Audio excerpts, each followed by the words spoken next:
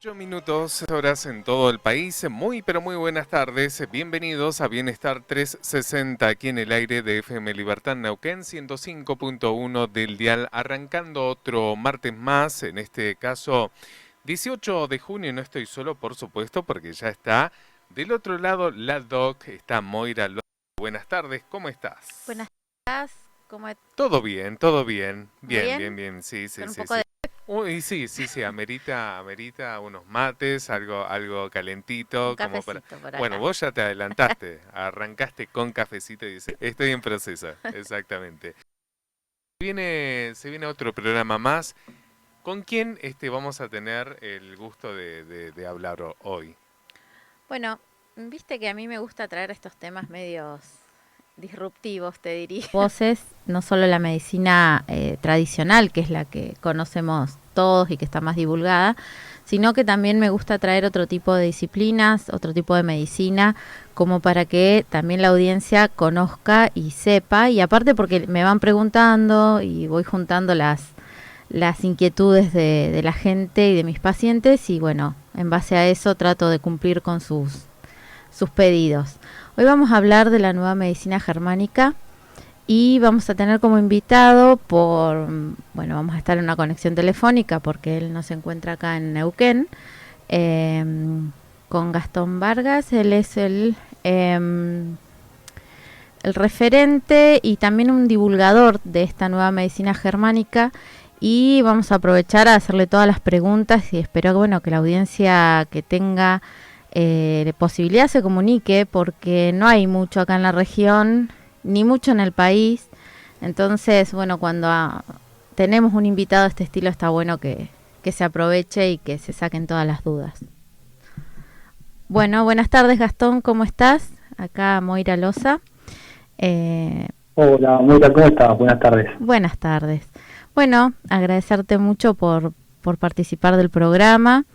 Este es un programa de salud, ¿sí? De bienestar. No solamente hablamos de cosas médicas, sino también hablamos de otros temas que tienen que ver con el bienestar del ser humano. Y en particular la nueva medicina germánica es algo que yo conocí cuando tenía 15 años. Ahora estoy, te diría, los 47, así que imagínate que hace mucho tiempo que escuché y que leí mucho. Y por cosas de la vida después me quedé sin poder acceder a más información. En aquella época no teníamos traducciones ni nada, los libros los recibí en alemán. Así que me encantó poder saber que acá en Argentina después con el tiempo hay alguien que se encarga de divulgar este conocimiento. ¿Nos podrías contar un poquitito de qué se trata para la gente que no lo conoce? Sí, qué lindo tener la oportunidad de conocer a tan temprana edad la medicina germánica, ¿no? Sí. Te permite evitar grandes conflictos en tu vida. Sí. Básicamente la medicina germánica es una ciencia que explica cómo funciona el cuerpo. Podemos decir que el doctor Hammer descubre 5 leyes de la biología que se cumplen en el 100% de los casos. Que no solamente estas leyes pueden ser,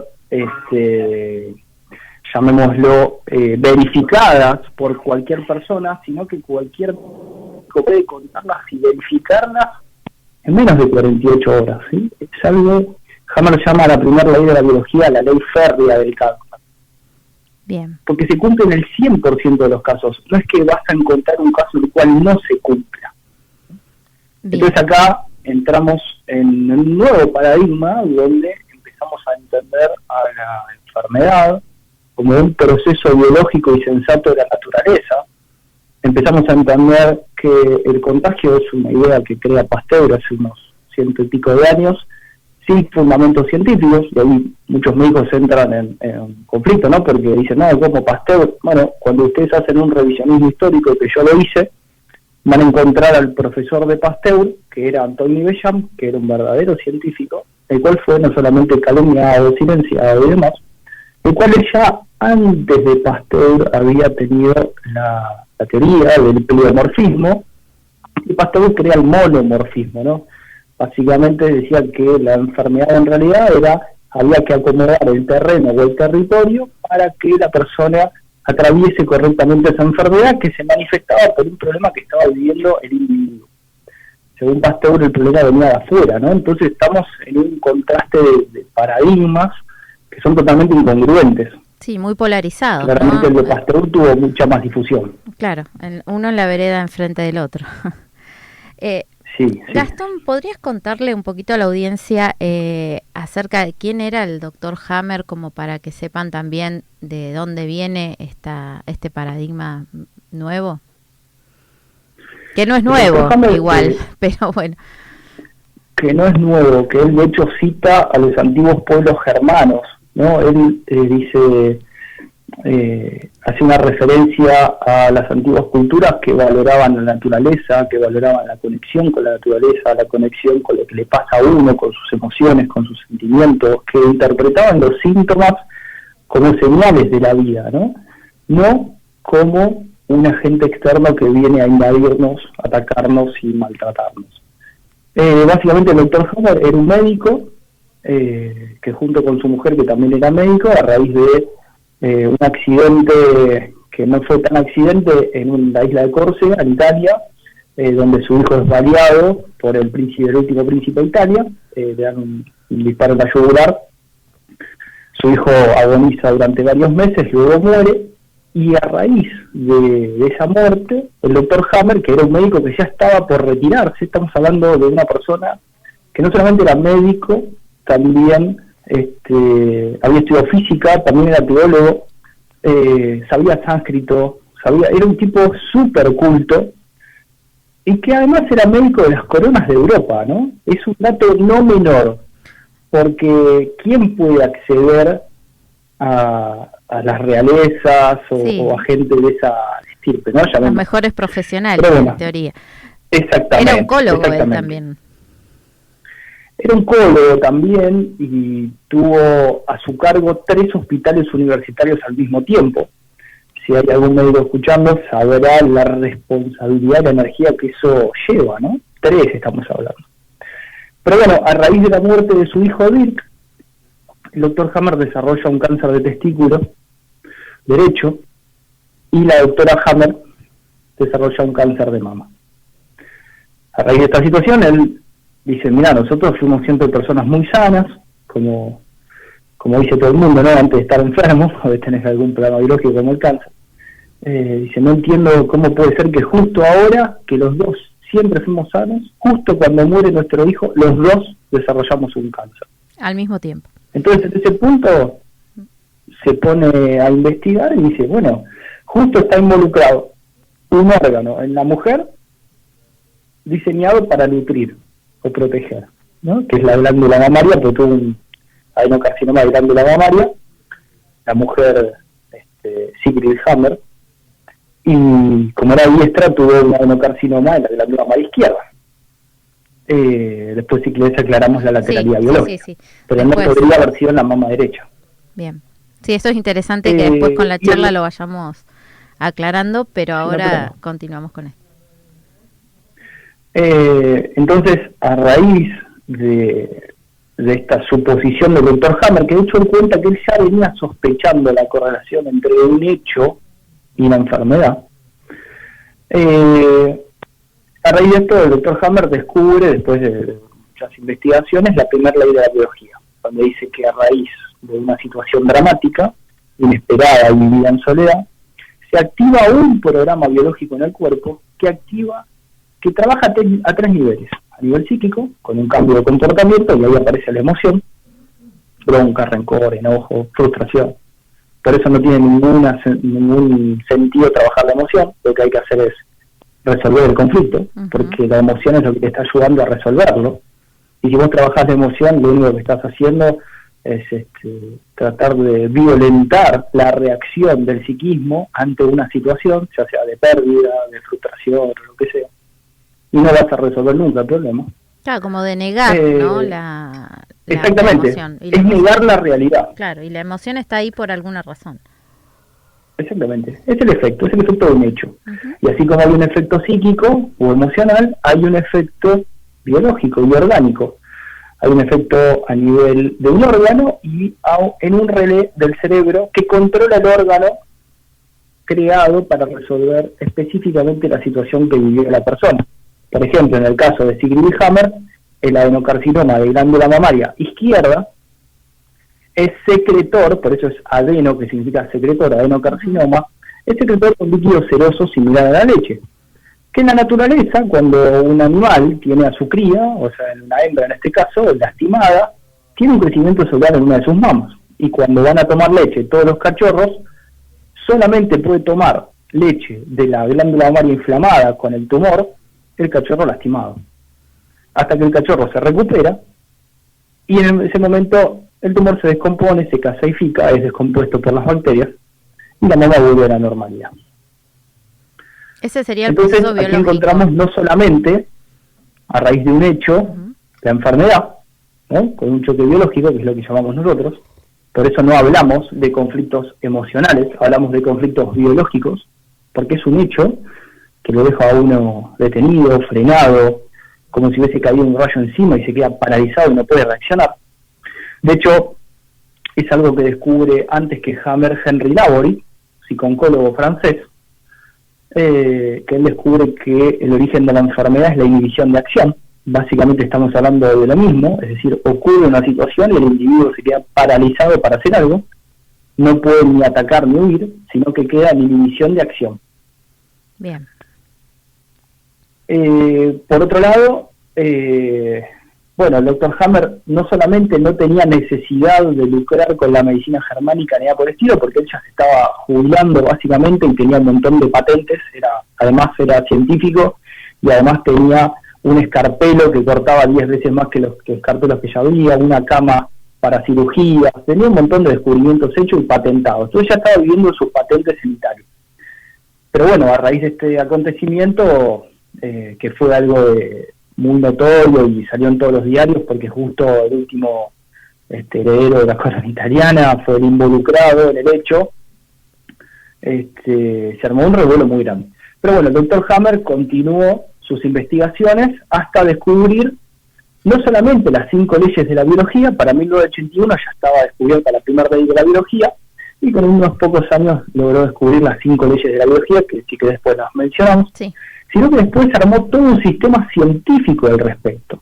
Y no solamente se quedan las 5 leyes de la biología, que es la punta del iceberg. Hay una profunda ciencia donde se analiza y descubre no solamente cómo funcionan todos los órganos del cuerpo durante la fase del conflicto activo y durante la fase de solución del conflicto, que son dos cosas distintas, porque del 100% de las enfermedades que existen o están determinadas por la medicina, el 50% corresponde a la fase de conflicto activo y el 50% corresponde a la fase de solución del conflicto. Claro, porque... Es decir, en realidad habría la mitad de enfermedades de las que nos cuentan.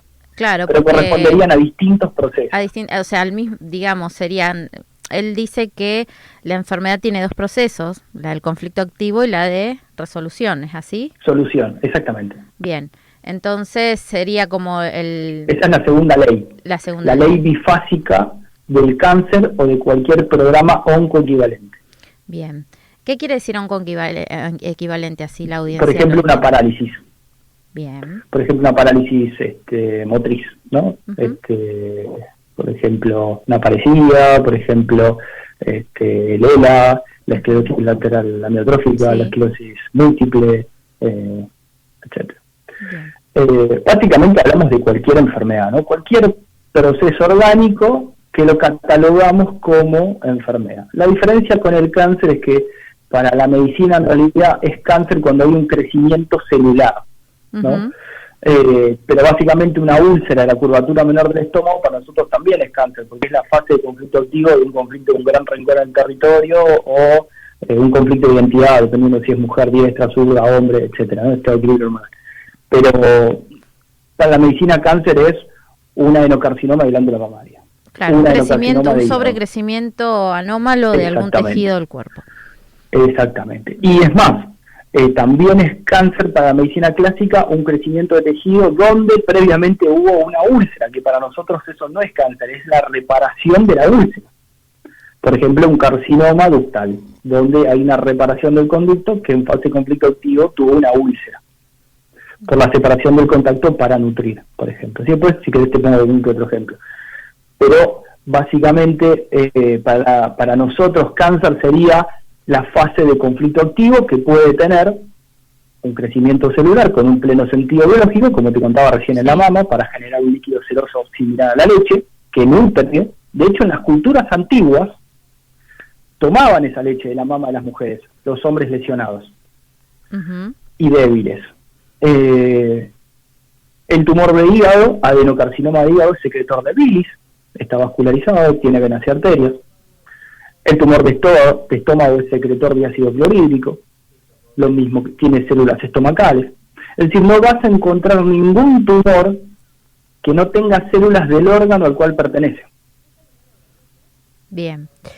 Y, es decir, sí, para nosotros el tumor es una mejora biológica, es una mejora orgánica. Bueno, es un crecimiento del órgano. Qué conflictivo para la ciencia habitual, ¿no? Decir esto, porque realmente es como un balde de agua fría. Bueno, a mí fue así cuando yo lo conocí. En ese momento ni cerca de ser médico, imagínate, tenía 15 años. Pero después, con el tiempo, claro, hay que romper todos estos paradigmas que tenemos, ¿no? Él fue muy perseguido, Hammer, por estas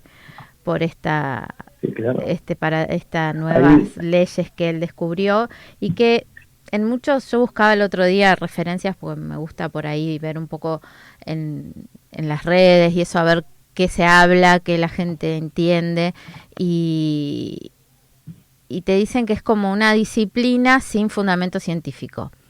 Y sin embargo, corregime si me equivoco, creo que él tuvo una de las casuísticas más grandes de caso, de un N grande en sus investigaciones. Fueron como 30.000 casos o algo por el estilo. Él oficialmente tiene más de 10.000 casos verificados y contrastados. Te voy a contar dos experiencias, ¿no? La tesis del doctor Hammer, postdoctoral, presentada en la Universidad de Tübingen, en Alemania. Dame un segundo, acá quiero hacer una aclaración.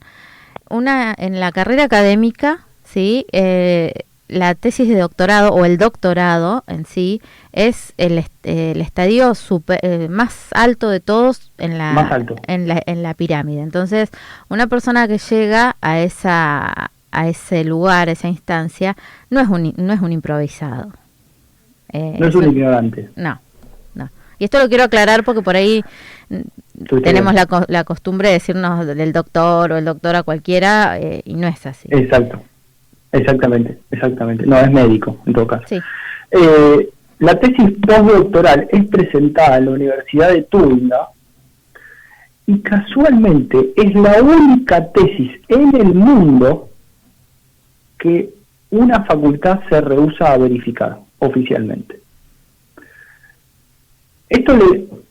Obviamente esto generó una polémica enorme en Europa. A raíz de esto lo meten preso a Hammer y le dicen que solamente lo van a sacar, se lo resumo, ¿no?, si deja de seguir difundiendo la medicina germánica, cosa que él no hizo, prefirió seguir en la cárcel y seguir con sus valores y con su juicio. Qué intereses, ¿no?, de por medio.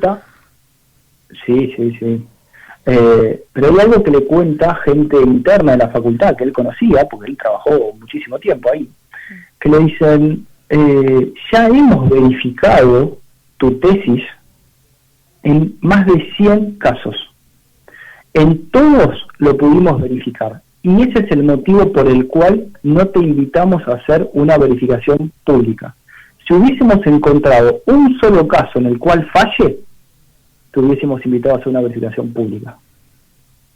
Esto fue tremendo. Sí, lo estaban callando. Un Galileo de la época moderna. Tal cual, es la mejor comparación que se puede hacer, ¿no? Sí. Él, de hecho, decía que era una casa de brujas. Sí, claramente. Bueno, hay intereses.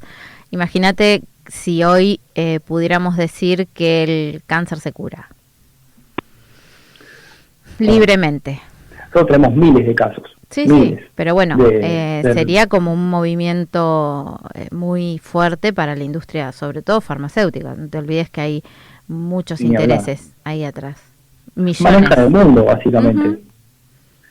Lo interesante, ¿sabes qué es? Y esto te lo cuento porque, bueno, vos llegas a nosotros por una referencia, como lo decías antes, ¿no? Nosotros ya hace muchos años que estamos y tenemos miles de casos atendidos. Y hemos atendido, y esto mirá qué interesante y qué contradictorio, ¿no? Gente que trabaja, directivos de laboratorios sumamente importantes, de empresas que estuvieron durante la pandemia y demás en boca de todos por la producción de inoculaciones y demás. Sí. Hemos atendido directivos, gente que trabajaba, gente de los gobiernos, toda gente de adentro de esas corporaciones, ¿sí? Y vos decís, pero por ahí la persona no, obviamente, ¿no? O sea, no tiene nada que ver. Exactamente, pero es sumamente interesante y aparte médicos, directores médicos, o sea, no es que atendemos, recién acabo por una consulta con una médica, estamos hablando de que se están dando cuenta de que hay un gran engaño, hay un gran silencio, hay un objetivo claro, que es un negocio. Después uno puede escalar más si quiere con la idea, llamémoslo conspirativa, no hace falta ir tan arriba porque ya te das cuenta en una baja esfera que hay un negocio claro. Sí, justamente el programa pasado tuvimos un revuelo importante porque estuvimos hablando de eso, ¿no? del COVID y de sus inoculaciones, que no quisiera yo llamar la vacuna, en honor a las vacunas. y tuvimos una charla importante de esto, ¿no?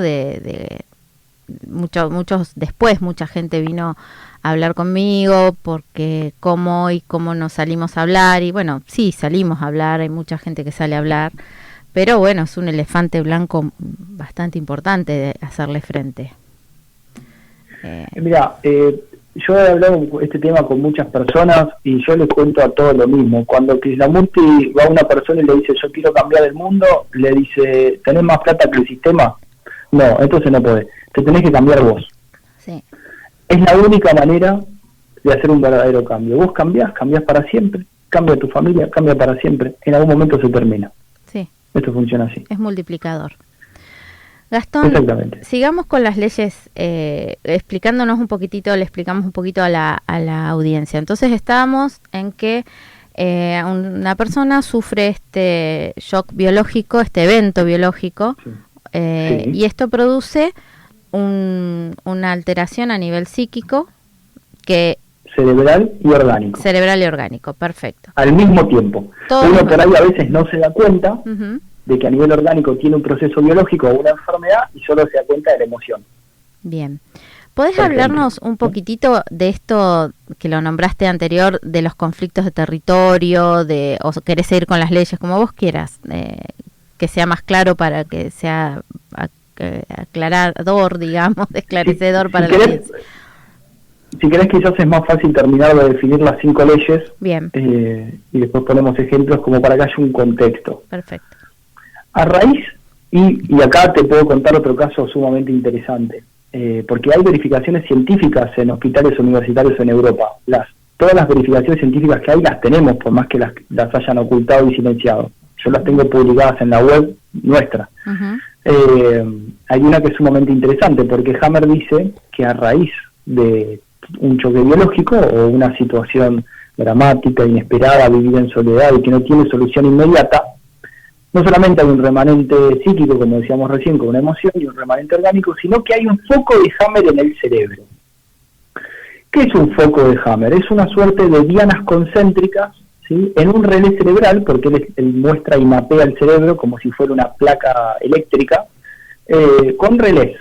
¿Sí? Vos fíjate que los relés en una casa tienen térmicas, donde vos subís o bajás la térmica y en un sector de la casa vas a tener luz o no. Básicamente esto es lo mismo para el cuerpo. Claro, un relé es un aparatito que activa o inactiva. Exactamente. Bien. Entonces vos podés tener conflicto activo o en solución. o en normotomía, es decir, sin conflicto y está funcionando perfectamente y dando la luz que necesita, por así llamarlo.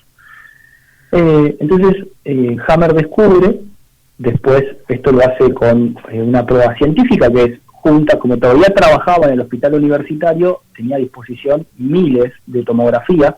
Entonces él hace tomografías de cerebro sin contraste. No sirve la que tiene contraste porque no se ven bien los focos de Hammer y es distorsionada la imagen. Junta 500 tomografías de mujeres con cáncer de mama, por ejemplo, y encuentra siempre el mismo foco de Hammer en el cerebelo, en el relé de la glándula mamaria. Junta 500, pongo un número, no sé cuánto exacto, pero yo sé que eran más de 1000.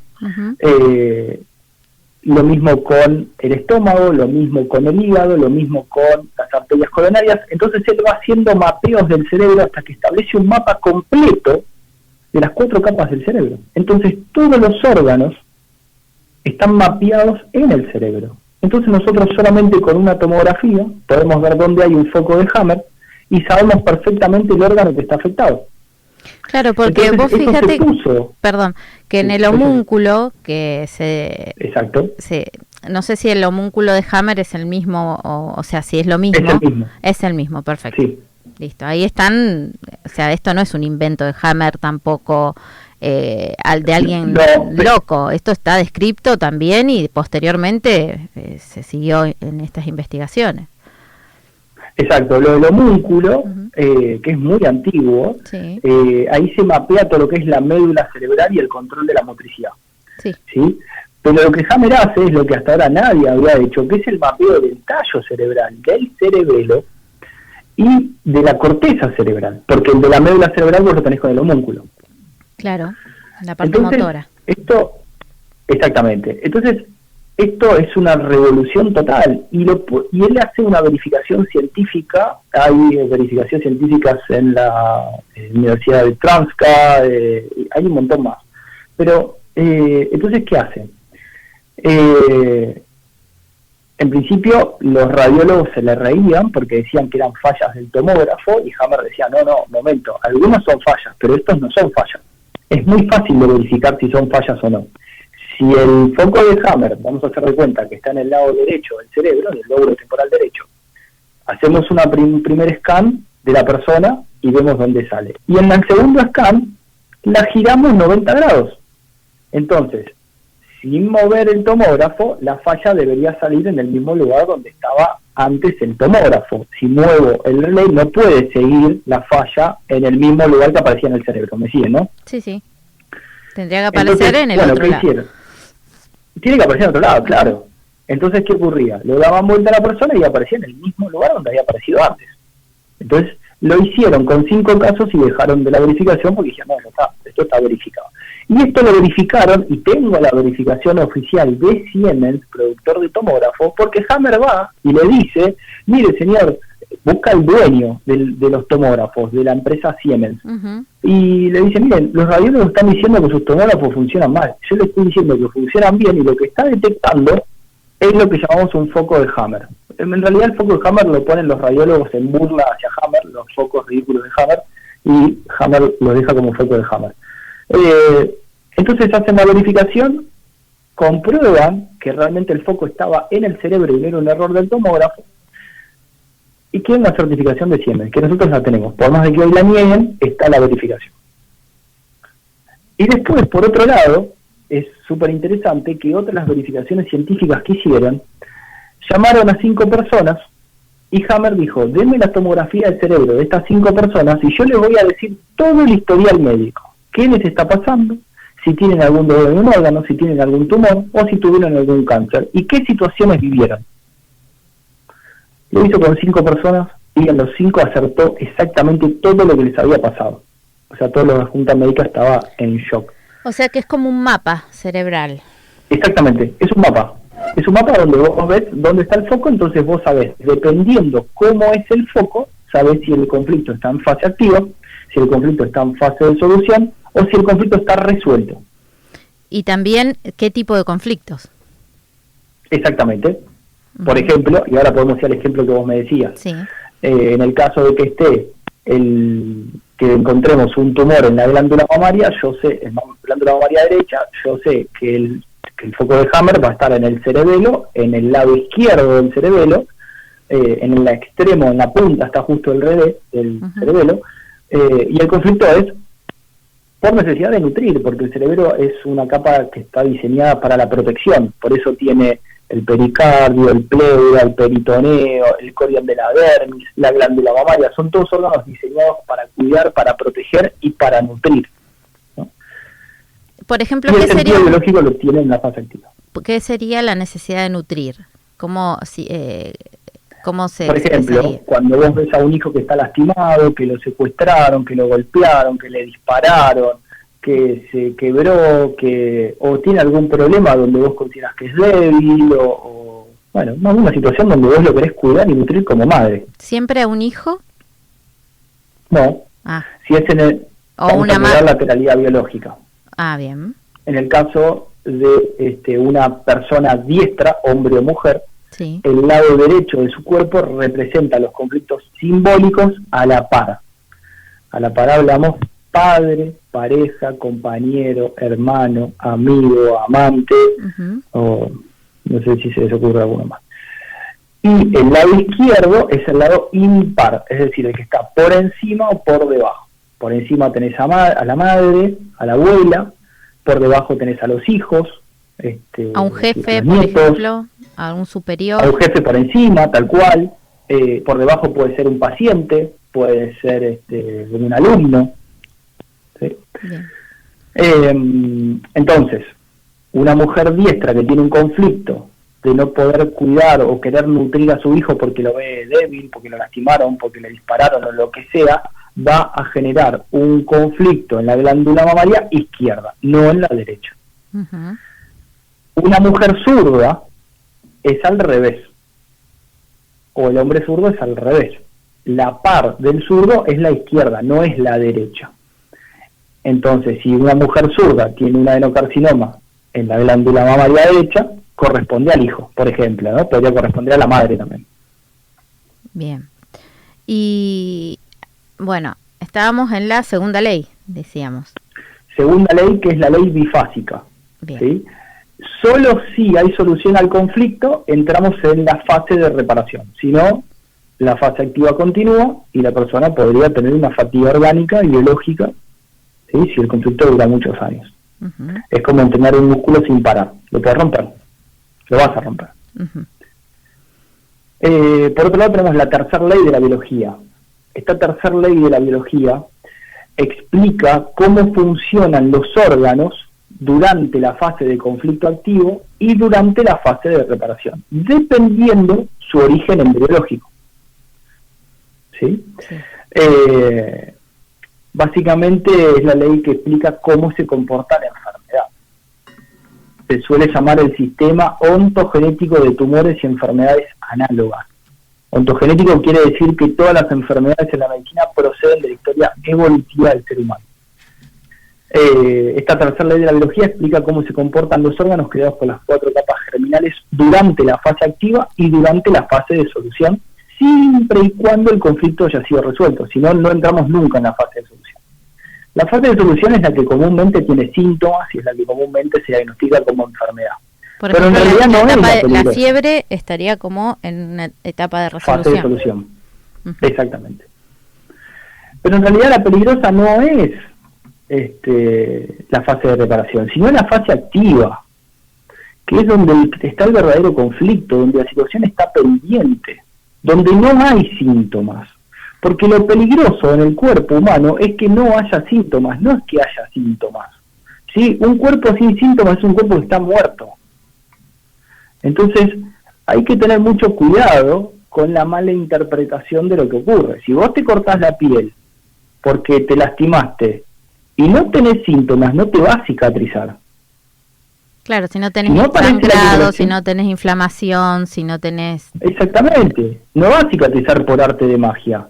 Hay un trabajo bacteriano, microbiano, de regeneración celular, que va a juntar materiales, minerales, va a haber un edema, va a haber una inflamación, va a haber una epicrisis, se va a secar, se van a drenar los edemas sobrantes y después va a cicatrizar. Entonces ahí se reinterpreta nuevamente los síntomas como beneficiosos y no como perjudiciales. Entonces yo hace un tiempo hice un video que se volvió viral, entre comillas, que decía, cuando te estás enfermando te estás curando, y eso genera un cortocircuito cerebral. Y sí. Es que hay que reescribir la medicina. Esa es la bueno, Hammer ya lo hizo. Sí, en realidad sería leer lo que Hammer hizo. Sí, tal cual. No podemos inventar nada. A mí me llama... Porque de hecho, sí, dale. De hecho, Hammer no solamente descubre esta nueva medicina, sino que encima corrige a la medicina oficial, porque hay un montón de órganos que tienen, por ejemplo, la medicina clásica piensa que el estómago es solamente endodérmico, y en realidad Hammer encuentra invaginaciones de otras capas germinales. Entonces vos en el estómago puedes tener una úlcera de un conducto biliar, o de la vesícula biliar, que es ectodérmica, pero la parte endodérmica tiene crecimiento celular. Es decir, reescribe la embriología. Y no solamente eso, sino que encuentra un 13º nervio craneal que la medicina clásica desconoce. O sea, estamos hablando de una revolución científica. para la medicina clásica. ¿Cómo? Que son 12 nervios craneales para la medicina clásica. Sí. Él descubre el 13º nervio craneal, que es el plexo cardíaco. Sumamente interesante. Parece, sí, acá está, nos había ido Gastón. Después te voy a hacer algunas consultas que me están llegando, pero está muy interesante que sigamos con la cronología esta que veníamos hablando, así no nos perdemos. Y vamos por la tercera ley de la biología. Bien. Ahí hablamos en la tercera ley de cómo se comporta la enfermedad. Sí. Esta ley explica básicamente el sistema ontogenético de tumores y enfermedades análogas, es decir, por qué aparecen, ¿no? ¿Cuál es el sentido que aparezcan? ¿Para qué sirven? Como hablábamos antes, el adenocarcinoma de glándula mamaria aparece en fase activa para resolver un conflicto biológico, que es el de nutrir a un ser querido. Puede ser un hijo, una pareja o quien sea. Hay datos históricos donde culturas antiguas, aborígenes, por ejemplo, lactaban, por más de que no estén lactando con un bebé, de la mama de su mujer, en el momento que estaban débiles o lesionados por una guerra. Estamos hablando de culturas más precarias, ¿no? Pero que seguían un instinto biológico. Bien, observando, ¿no? A los animales también, porque era habíamos hablado que era el mismo comportamiento del... Sí. Exactamente. Entonces los órganos creados por el viejo cerebro, que estamos hablando del endodermo y el viejo mesodermo, tienen una reproducción o proliferación celular durante la fase de conflicto activo. Es ahí donde aparece lo que hablamos del cáncer, ¿no? El crecimiento de un tumor, ya sea plano o compacto, con un pleno sentido biológico. Solo si el conflicto es resuelto, como vimos antes con la segunda ley, que es la ley bifásica, entramos en la fase de reparación. Durante la fase de reparación, el tumor, creado durante la fase activa, como una mejora biológica del viejo cerebro, al no ser ya necesario, es descompuesto y eliminado del cuerpo mediante la acción de las bacterias designadas por el cerebro. Las bacterias son, digamos, sí, parte de la flora normal que tendríamos nosotros, ¿no? Exactamente, las bacterias son siempre creadas por el cerebro, nunca vienen de afuera. Hay algún que otro caso en el cual podría haber una mitosis celular y una ayuda de algunas bacterias en el caso de que la persona no tenga las bacterias necesarias o la población necesaria, producto de una inoculación masiva y demás. De todos modos, el cerebro siempre se las arregla para lograr reparar el órgano o encapsular el tumor o enquistarlo en el caso que no lo pueda descomponer. Por otro lado, los órganos creados por el nuevo cerebro, ¿sí? Que hablamos del nuevo mesodermo y ectodermo, que son capas embrionarias, tienen durante la fase de conflicto activo una necrosis. También podrán tener una parálisis, que es un programa oncoequivalente, ¿sí? O una úlcera, respectivamente, durante esta fase activa del programa biológico, que siempre tienen un sentido biológico, ¿sí? No es que aparece porque sí la úlcera, tiene un sentido biológico. La parálisis tiene un sentido biológico. Todo tiene un para qué. Durante la fase de reparación, si el conflicto es resuelto, las lesiones se van a rellenar gracias al trabajo bacteriano. Esto lo conocemos todos, este programa, por ejemplo, con los músculos. Uno va al gimnasio a entrenar músculo, tiene la desvalorización activa, tiene una necrosis en el músculo, termina de entrenar se inflama el músculo, no es que crece inmediatamente, y después el músculo crece. Así funciona básicamente. Por otro lado, bueno, la teoría estándar de las metástasis sugiere que las células cancerígenas de un tumor primario viajan a través del torrente sanguíneo del sistema linfático a otras partes del cuerpo, donde éstas producen un crecimiento canceroso en el nuevo sitio. ¿Sí? De acuerdo a las 5 leyes de la biología, los cánceres secundarios y terciarios no son el resultado de células cancerosas que emigran, sino de un segundo o tercer choque biológico, frecuentemente iniciado por un choque en el momento del diagnóstico o del pronóstico. Claro, o sea, está con un en una situación de pánico. Perfecto, o sea, está con el primer choque biológico que le inició el primario, digamos.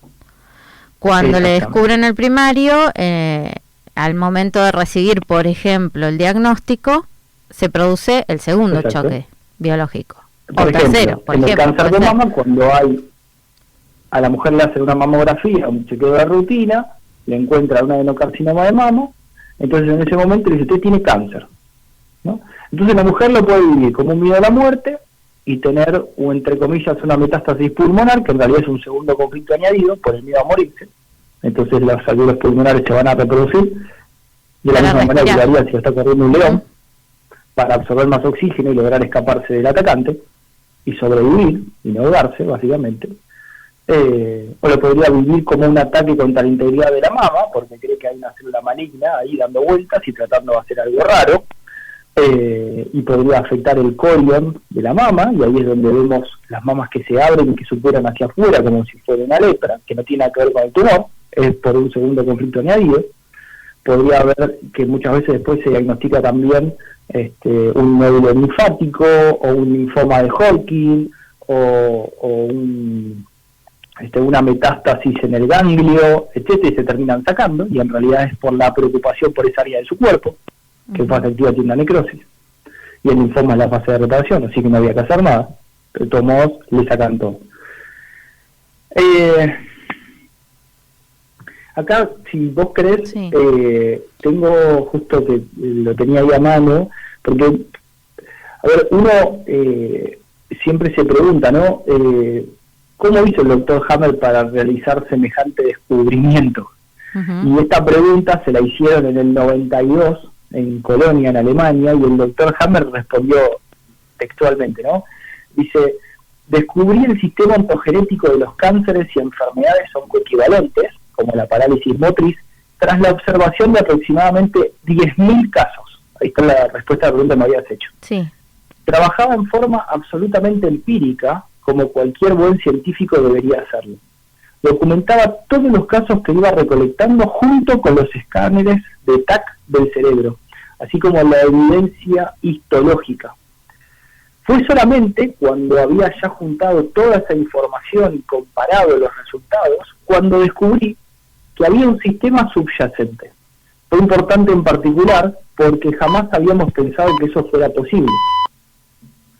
Había muchos pacientes con tumores compactos que mostraban crecimiento celular en la fase de conflicto activo, o lo que llamamos simpaticotonía. Pero en otros casos crecían durante la fase de reparación, o fase de vagotoría, después de haberse resuelto el conflicto. Simplemente no podía tratarse de la misma enfermedad. Por lo tanto, había dos formas de aumento celular. Una en la fase de conflicto activo y otra en la fase de reparación.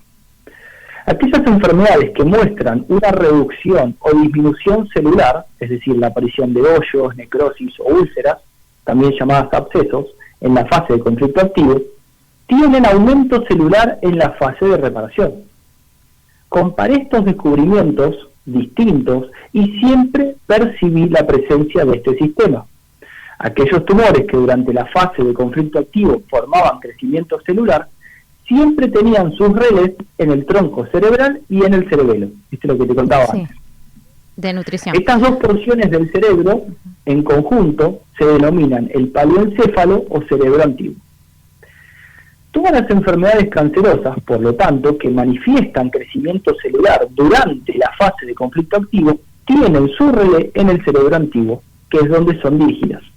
Y todos los así llamados tumores, que son síntomas de reparación exuberante, que muestran aumento celular durante la fase de reparación, es decir, cuando el conflicto está resuelto, tienen sus relés en el cerebro nuevo. Acá hablamos de la sustancia blanca y la corteza cerebral. Esta conexión sistemática fue descubierta en 1987 y fue denominada el sistema ontogénico de los tumores y enfermedades cáncer o equivalentes. Con la ley férrea del cáncer y la ley de que cada enfermedad ocurre en 2 fases, la primera clasificación sistemática de la medicina germánica había sido establecida. Ontogénesis significa el origen y desarrollo del ser viviente individual. Ontogénico significa relacionado con el desarrollo del ser individual. Por lo tanto, el sistema ontogenético de los tumores significa que ni la localización del foco de Hammer en el cerebro, ni el tipo de tumor o necrosis que se desarrollan subsecuentemente ocurren al azar, ya que todo está lógicamente predestinado en la evolución histórica del ser humano. Es muy importante a esta altura olvidarse de las etiquetas de la medicina clásica que da las enfermedades, porque solo nos aleja de lo que realmente está ocurriendo en el cuerpo. Es por esto que hay que prestar atención solamente a los síntomas reales y no a las ideas de las enfermedades que nos ponen en la cabeza. Ya que si conocemos los síntomas, mediante el triángulo psique, cerebro y órgano, podemos ubicarnos en la brújula de Hammer, saber si estamos en fase activa o en fase de reparación, conocer el tipo de conflicto biológico que desencadenó la enfermedad, saber si está resuelto y si no, hacer algo para resolverlo. Bien, justo te iba a preguntar eso, ¿cómo sabíamos, por ejemplo, que una persona está en una parte de un conflicto activo o de un conflicto ya de reparación? O sea, en una etapa de reparación. Vos hablaste de esa brújula de Hammer.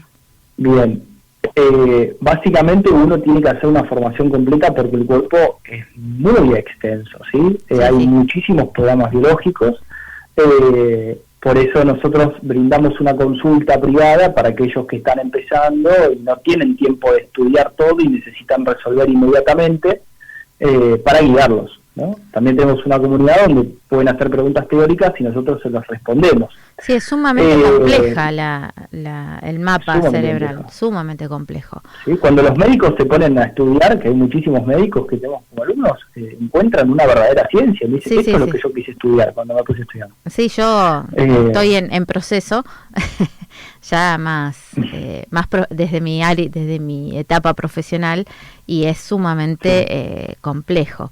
Ahora, te hago una consulta. ¿Esto aplica para cualquier enfermedad cancerosa o hay algún tipo de cáncer que sí, un tipo de cáncer que no? No, aplica para todas.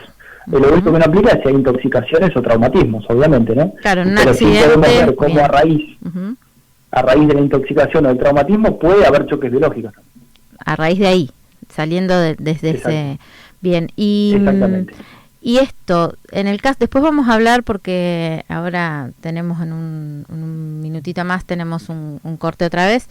Me gustaría hablar un poquitito de cómo resolver, a través de qué se resuelven los conflictos.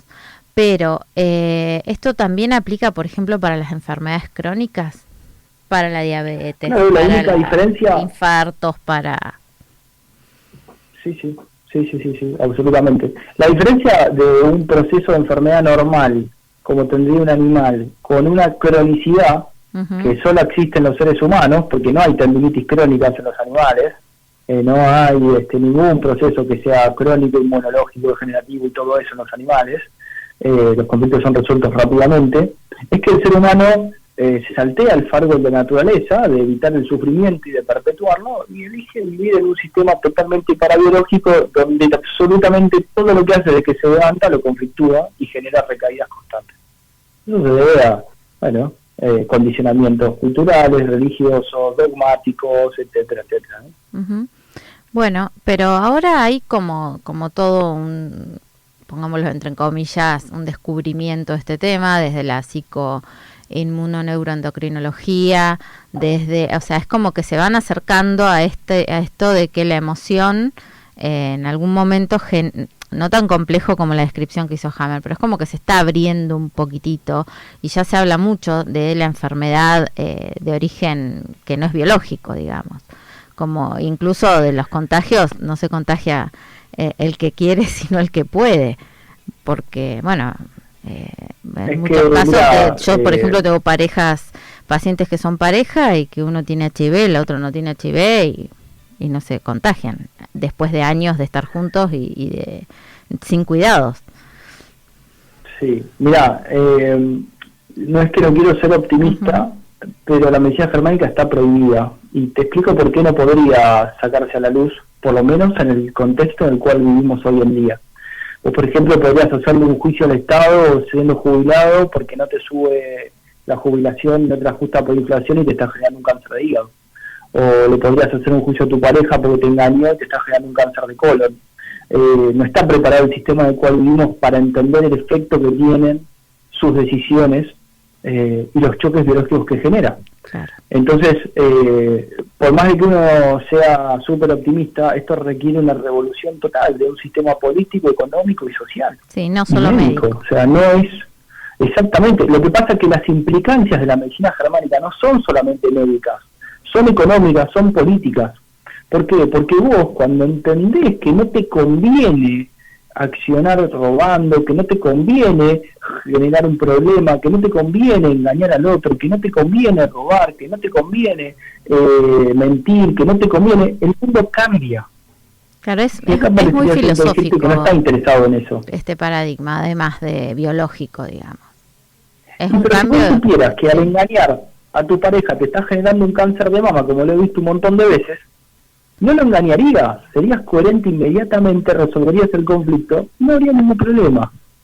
Si vos supieras que por estafar o quedarte con la herencia de tu hermano, te vas a generar, le vas a generar un cáncer de páncreas, y vos te vas a generar un cáncer en el hígado, por ejemplo, nunca lo harías. Sí. No podría existir la corrupción porque te estarías enfermando y vos sabrías. Y todo lo que hace el ser humano es para no enfermarse y para no lastimarse. Lo que pasa es que no sabe que esas situaciones lo enferman de verdad. Si supiera, no lo haría, como cuando vos sabés que el fuego quema y no volvés a meter la mano. Gastón, vamos a cortar un ratito, ponemos una tanda publicitaria y volvemos.